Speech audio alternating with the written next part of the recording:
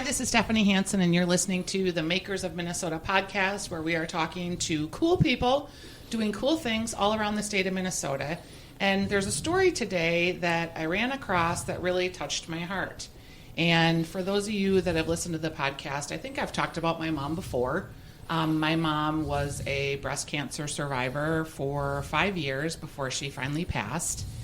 And when you lose someone, whether it's your mom or your spouse, there's obviously a grieving process, and everybody grieves in a little bit different way. And I ran across a family that was grieving in a way that I thought was so interesting and unique. So I invited them to be with me today. I am with Ron Rudolph and Kristy. Is it Boike? Yep. Okay. And they are with Rudolph Bluebird houses. And Ron, you started Rudolph's Bluebird houses when your wife Pat had passed from brain cancer. Had she been sick long?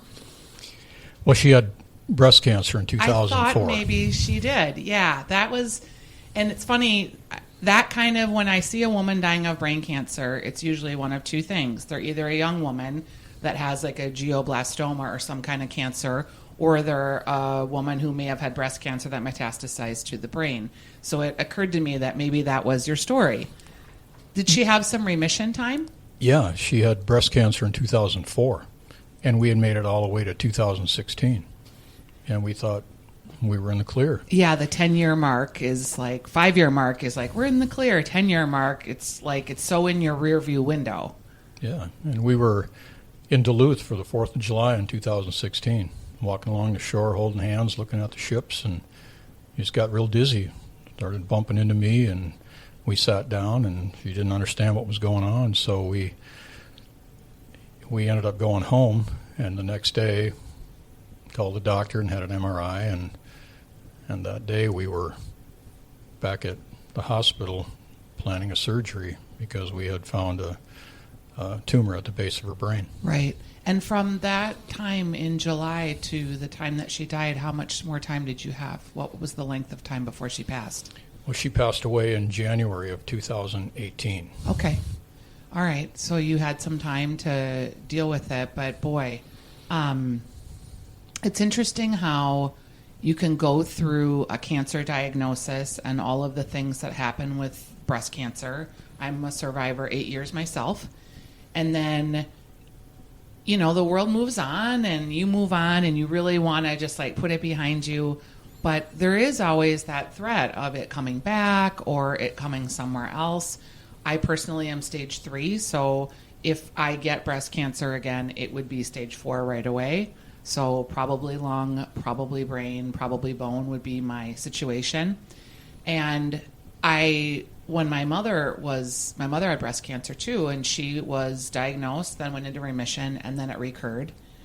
And I thought about you a lot because my stepfather, after my mom passed, there's all this flurry of activity when somebody's sick, right? And there's the appointments, and then eventually the hospice, and people coming to say their final words and goodbyes, and the funerals.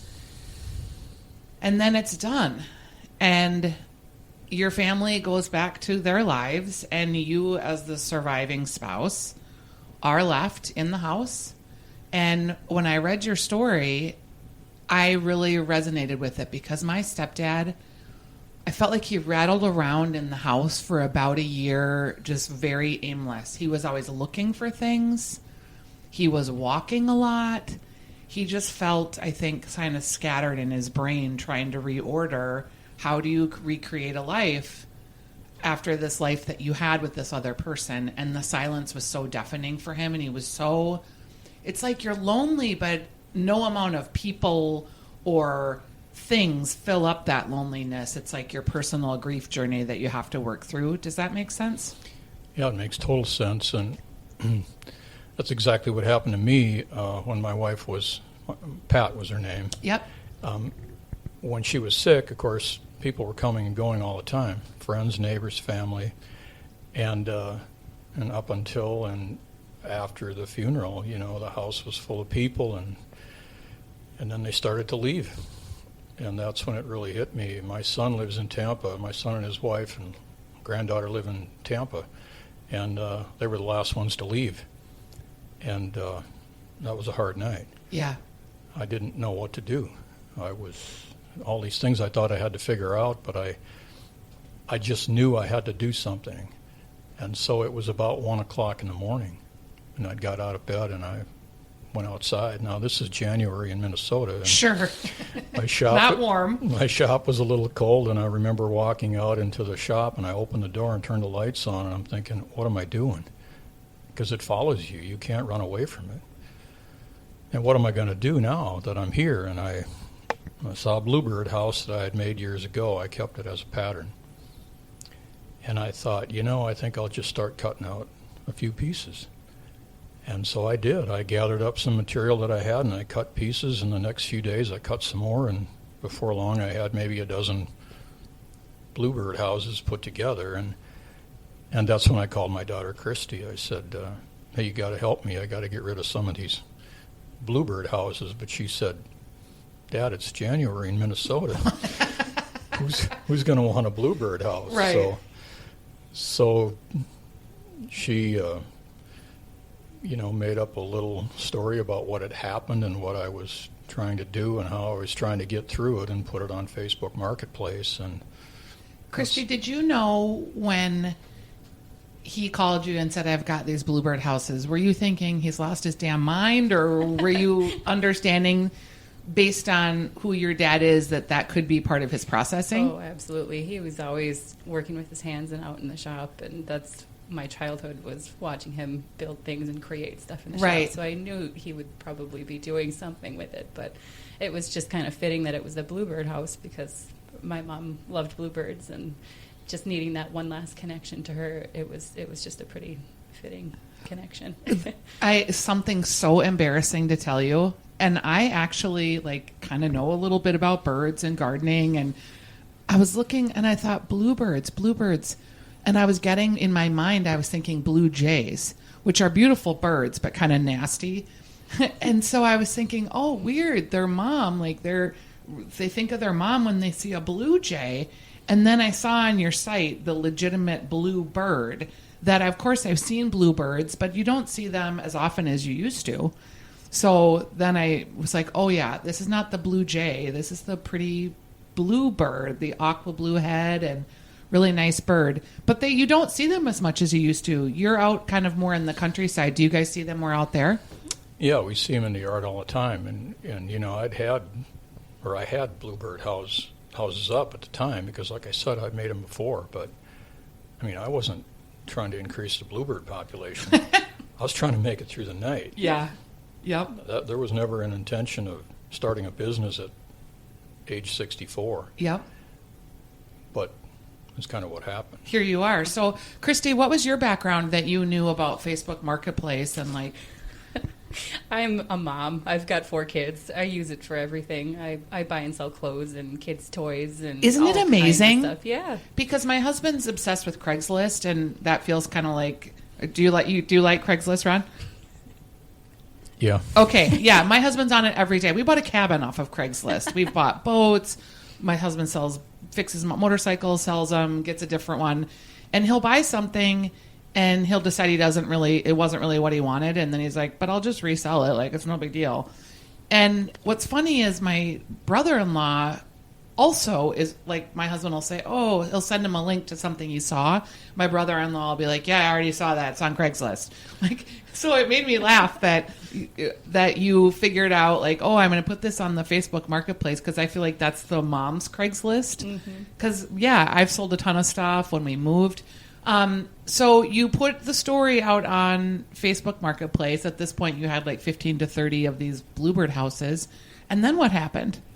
There was just a big community of support that kind of surrounded us. And I, on accident, had the zip code to my house on the listing. I forgot to put it at his. So it was supposed to have gone to Hamel, but it ended up in New Prague. And that was probably the best thing that happened to us, was the farmland, and all of the people that were surrounding the New Prague cities, they were buying them in 20, 30 at a time to line their farm fields with. Oh, that's so nice. And each Bluebird house has a little plaque. Well, not all of them. That story happened. A lady had bought 12 of them, and she wanted to give them away as gifts. And she thought the story was so unique. She had little plaques made, and she put them on each one of the ones that she had bought. But then she told me where she had them made, and so then I went and bought a bunch more, and I don't remember how many I bought, 100 probably, and put them on, the houses for, people that were really special or, kind of special occasions. I mean, if somebody bought 20, I wouldn't put them on 20. But, right. They might get them on one, but the interesting thing about Facebook, the marketplace, was they eventually contacted us because they saw how fast this was, how many people were... Yeah, how fast it was trending. And yeah, how many people were liking it. And so they contacted us because I don't think they ever intended or they never thought of Facebook Marketplace being used as a way to work through grief. Sure. So they invited us out to San Francisco to their headquarters, and we toured the place, and then, before they invited us out there, they came out to the shop and did a video. And this is so fantastic. To be honest, I sort of think of Facebook as like Mark Zuckerberg and this Darth Vader-like group of little minions out there controlling our lives. So it's nice to hear something that touches me in a more human way.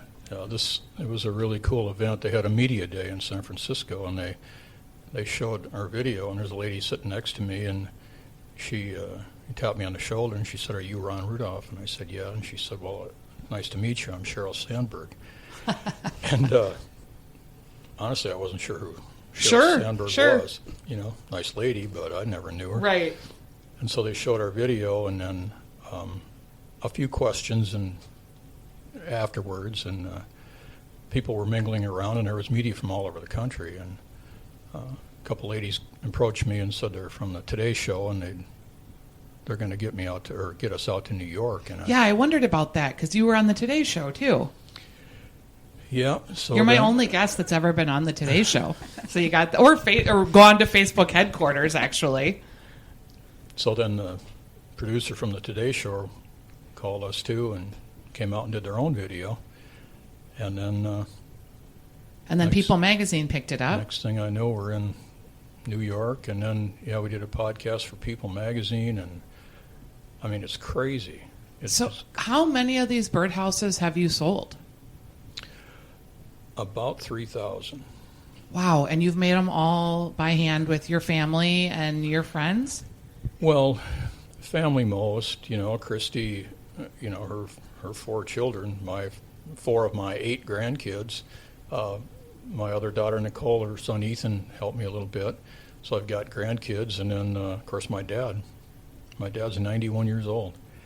When I built that shop, I'd given him a key to it for Father's Day, so he was no stranger to my shop. Sure. But he doesn't drive anymore, and, I don't let him use all the machinery like he used to, but he'll screw parts and pieces together, so it truly is a family affair. Kristy, that part of the story just touches me because, it's one thing to be working through grief by finding something to do with your hands, and then you're making this product that is in memory of your wife. But then it's created this opportunity for your children, your grandkids, for all of you as a family to reconnect in this activity. That has to be really inspiring for you. Well, going back to after my mom passed away, it was heartbreaking for me. I'd come out to the house as often as I could from New Prague to visit my dad and bring him meals and clean up the house and see how he was doing. But leaving was devastating for me. I hated the way I felt when I left him, knowing that he was kicking around that empty house and all the smells and pictures. And so finding something to keep him busy and being able to continue it turned into a passion of mine. And being able to involve my kids and my grandpa, and it's just been such a blessing for us. And you're actually building a business too. You're now you have an entrepreneur story. Well, yeah, it's quite a story. The pickup events like Kristy talked about earlier were, I'd bring. I think the most I brought to New Prague for a pickup day on a Sunday was 117, and then 2 weeks later it was another 114. And I mean, I still have a job. Yeah.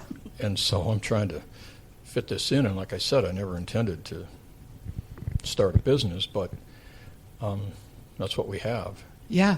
And it's fun now because the hospice home where my wife passed away, Our Lady of Peace in St. Paul,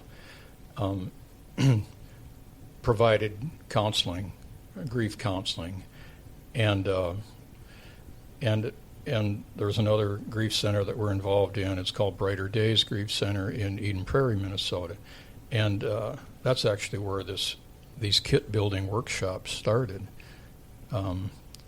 Carolyn from Brighter Days would invite people who were involved in her grief center to come to the center, and Kristy and I would come, and the grandkids, with all the pieces for a birdhouse, or several of them. And so I'd start by telling my story and how it started and what I was doing, and then went around the room and everybody shared their story, and when we were done sharing our stories, we built birdhouses, actually put them together, and they got to take them home. So it became something you could share with others. Yes, in the same spirit that we were doing it, by keeping your hands busy, doing something and creating something. And it's been coined a cedar ministry, or a safe place to land, and all kinds of wonderful things that people have come up with. And we've done these workshops at Gilda's Club and the hospice home, and like I said, Brighter Days Grief Center. And so it's kind of taken on a life of its own. And it's spreading. And you have ornaments too, which I thought was unique and fun. My mom loved Christmas, so that struck me.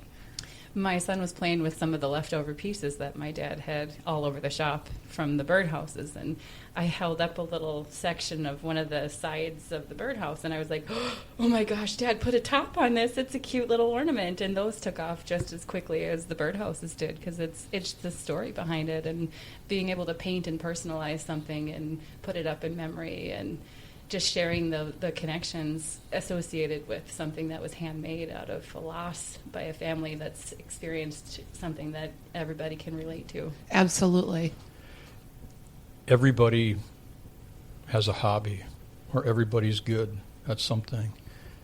And I've said this before, but what a shame it would be to try and fight through a situation like we were in and not use that talent or hobby to help you. And I'm so grateful that, first of all, I had the hobby and the space, but you got to have the desire to do it too, because time is the ultimate healer, but you have to occupy that time. You can sit in a lazy boy and time will go by, but you have to do something with it. And we're just really lucky that we found something to make the time go by. You never forget, but you're occupying this idle time because you don't really feel like doing anything. Yeah, so. And you're a year and a half out. And yeah, time goes by. I have lost my mother. I've lost a sister. You don't forget, and the time feels different. And maybe not every day is this burning, searing pain, but the time goes by. The thing that inspired me, or the thing that surprised me most is, and people say that you've inspired me, and I again never set out to do any of it, but one of the local TV stations came out and did a little video about us, and I got a phone call after that aired from a man who had said that he'd seen the video, but he couldn't. When I got to the point of talking about my wife's tumor, he said I had to shut it off, but I'd really want to meet you. And I thought, man, I don't have this figured out. I don't. Yeah. I mean, if you want to come and have me help you, I'm not sure I can do that. So I called the facilitator of the group that I was in, and she said, well, maybe you don't have to say anything. Maybe you just have to listen to him. So I called him and I invited him back, called him back and invited him out, and he came out and he said, my wife too had breast cancer, and it turned into a brain tumor, but she's still with us. And he said, when you found something to do to occupy your time, he said, it inspired me. His hobby, I'm not sure what his occupation was, he still worked, but his hobby was, he was an artist, and he drew with colored pencils, and he drew these beautiful wildlife scenes and beautiful, beautiful stuff. And he said, here, I have something to show you. So he walked to his pickup, and he took out his art, or his book, his sketchbook, and he, page after page, his beautiful drawings that he did. And he said, this one's for you. And he turned the page, and it was a bluebird sitting on a bluebird house that he had made for me. And he said, until I saw your story, I hadn't touched these pencils for 14 years. So you never know how you're inspiring others. Yeah. But again, he had a hobby, and he used it. Now, his wife is still with us, but he's still going through the same thing that we did, because we knew what was going to happen. Kristy, one of the things that was really surprising to me about the loss of my mom was, there's the legitimate day of the path that she passed. And, it's sad and all the things. But the next day, I kept waiting for this big moment to happen, because I thought, here's this person who means so much to you in your life. And, I had a great relationship with my mom. She was a wonderful person. And every day I was waiting for the moment. And what I realized probably weeks later was that I had been grieving her the whole time. And I wasn't going to have that big moment in a dramatic fashion like I thought I would. Does that resonate with you at all? Absolutely. We knew she was terminal. I had a baby 3 weeks before we found out about her terminal diagnosis. So my little Noah has kind of been a little spot in the sun for me through all of this. But watching him grow at the same rate she declined kind of put me to the side a little bit with my grief process. But I kind of feel like for the 18 months that she was going downhill, it definitely was a grieving process every day. Yeah. It still is. And it's just different. It's just different. I remember thinking I was going to have this big moment, and it was really a massive amount of little moments, quieter moments. Mm-hmm.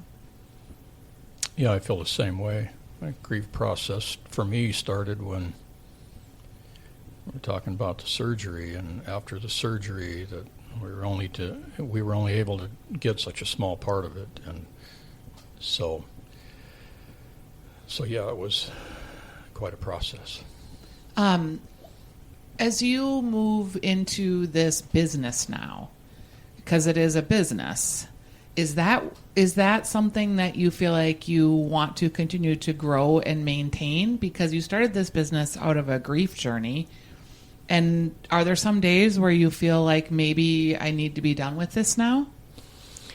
Well, there's times that crosses my mind, but then you'll get a card from somebody who says they have 5 blue eggs in their house, or you'll get a card in the mail or a phone call or an email from somebody who's said something about how you've inspired them, and it makes you not want to stop. You keep going, yeah.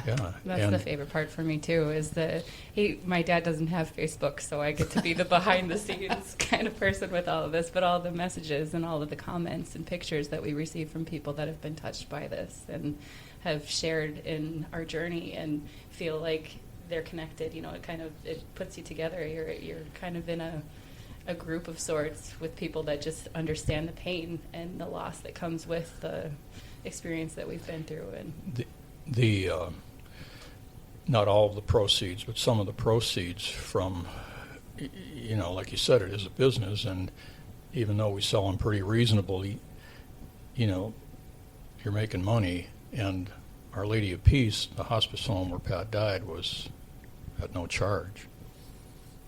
So a couple months after we started doing this, Kristy and I went down and we made a donation, and the kids and I have decided that every year on our birthday, July 17th, we're going to do it again. So that's a little inspiration too to keep it going. Yeah, so that you can keep helping others kind of pay back and let others feel what I felt when we were able to go there. It's such a wonderful place. And I want people to hear too, and I always try and tell people this, you think about hospice for final days, but many people and families that end up using hospice, I'd like to encourage you to research it before final days, because like you said, you knew your mom was terminal, but there's so many resources and help that they can provide for the family helping to come to the end of life with your loved one, from, grief counseling to just some of the organizational pieces of how to deal with somebody dying. It's a lot. Well, and what I've heard from some of the counseling that I've been to, and most of the groups that I've been in, I mean, there's only been a couple men in the groups. It's always full of women, and apparently it's unusual for a man to share their story because, it was a little difficult for me because the funeral was on a Friday and I went back to work on a Monday. Mm-hmm. And people would ask me, how are you doing? And I'd just say, I'm good. And really, I wasn't. Of course. I was a mess. But you have to admit that to yourself and seek the help. And it works. And it's so weird, too, because, if you turn to the person who said, how you doing? And you looked at him and said, really, I'm a complete mess. I have no idea what's going on. What day is it even today? Because that's how I'm getting through these days. They'd be like, ooh, yeah, okay, thanks, Ron. And it's not like people don't want to help, but it's almost like how you doing is a greeting, not a real authentic interaction with you. And I understand that, of course, because we can't go through our day making intimate connections every single second, but it's just hard to know when to share. I think it's harder for men because it's just not in your DNA in the same way in a lot of instances. Certainly there's exceptions to every rule. But Kristy, I want to ask you about something. And this is maybe a weird question for you, but I think as a daughter, it can be hard to connect with a dad. And in losing my mom, who was sort of that intermediary for us, she was the conduit. She was the planner. She was the one who'd set things up. And all of a sudden, like all of our holiday traditions and everything, my stepdad on his own he doesn't think of those things. He wasn't wired in the same way that my mom was. So trying to figure out how to have a relationship with him on my own without my mom was real weird and is still weird. I'm still working on it. And I was like, ooh, I wish we had this birdhouse thing, because then we could do an activity or like something that would be together that wouldn't be so awkward trying to find time to spend together. Does that make sense? Yeah. From the beginning, we've kind of joked that she's been leading this, my mom. She's been guiding us to this because it just so naturally happened. I was wanting to take care of him and make sure he was okay in those first couple of weeks, and then he asked me to help him with the birdhouses, and it just kind of took flowed on that life of its own. And those community pickup events in my garage in New Prague for 6 months, every weekend, it was just really beneficial for all of us to be together and to be working with a purpose, and having the people come up the driveway with Kleenex in their hands and tears on their cheeks because they had read the story and they knew about it already. It became almost like a safe haven for us where we could, with strangers, hug, and our hearts just knew each other, and we just kept going from that. Yeah. It helps to talk about it. It helps me to talk about it. And I realize that I've had a greater advantage than maybe a lot of other men who are dealing with something like this, because so many people have come to the house or come to the shop or come to Kristy's house and shared their stories. But you need to talk about it. You just can't keep it in. You have to talk about it. The more you talk about it, in one of the grief groups one of the sessions that I was in, one of the assignments was to bring a portrait or a picture of your spouse and introduce your spouse to the class. And I got home after I heard that was the assignment for next week. When I got home, I called back and I said, I'm not going. I can't do it. I'm not going to do it. Fortunately, it was a week later, and I changed my mind, and I did. And I brought a picture of Pat, and I introduced her to the group. And it was one of the best things I could have done, because you're confronting the elephant in the room. This isn't just someone you're talking about. It's like, here she is. And it was, it really was beneficial to me. And so in these kit building classes now that we go to, when we first start talking, well, that's the first thing I'll do is introduce her to the group. Right. And it's brought on some pretty good conversation, because then others start talking more and more and more, and I'm looking at my watch thinking, hey, we got to get these birdhouses done because we got to be out of here. Yeah, and people, once the talking starts, sometimes it never stops, right? Yeah, but the point is we're talking about it, and for a little while after we're done, nobody thought about grief. We were building birdhouses, and everybody was having fun, and they got to come bring one home, and there's women that have never had a battery drill in their hand in their life, and they did it. Yeah. And, I'm going to paint it this color. I'm going to put it here, and it's going to be in memory of my aunt or my mom or my grandma or my sister.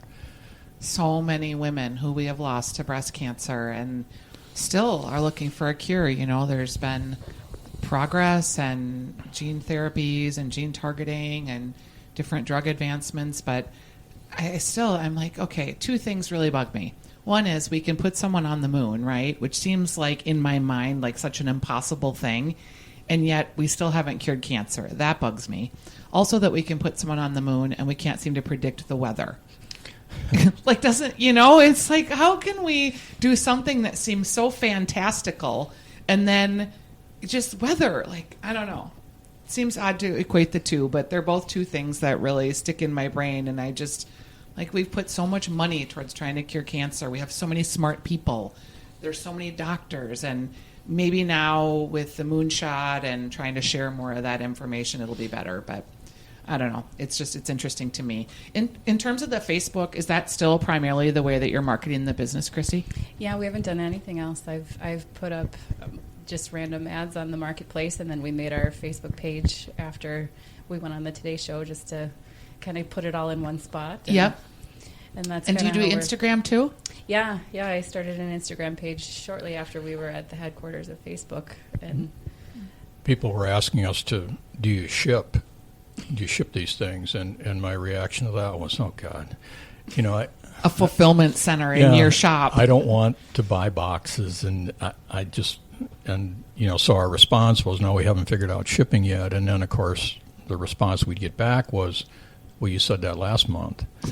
It's like, well, okay, we better. So they forced you. We better get this figured out. So I had boxes made, and fortunately we had them prepared for when we got home from the Today Show, because my sister and brother-in-law came out to help me. Got home on a Friday, and on Saturday we had shipped 224 just in the one day. We boxed up that many. And so far, well, I'm not sure how many we've shipped, but right. A lot to, I think we're up to 40 different states now. From Portland, Oregon to Portland, Maine. And so the UPS man comes to your house every day? Well, no, I still take them to the UPS store. And I remember the first day I had my pickup full of them, and I had a little gal behind the counter. I said, I got something to show you here. And she... You saw 200 and some boxes in the back of my truck. So she was a little surprised, but... they're used to you now. My granddaughter, Grace, we've got a map of the United States, and we're going to start putting pins in the map, for all the different states where they go. And we had, like Kristy said, Portland, Maine to Portland, Oregon, and I said, well, we have one for Portland. And she said, well, Grandpa, we have one in Portland. And I said, well, honey, there's another Portland. And so from east to west across the United States, we're about as far apart as we can go. So isn't it touching, too, to think about that there's these birdhouses all over the country that were inspired by your mom? Absolutely. Yeah. And as natural as it was to start, it continues naturally. The posts that I make are all of people's comments and messages that they've sent to us about what the birdhouses have meant to them and who they've bought them for in memory of. And it's just incredible to have what has happened be happening and continue happening in my mom's memory, and to have the Facebook Marketplace and that platform to help us reach people and to connect. And do you actually transact through the Marketplace now?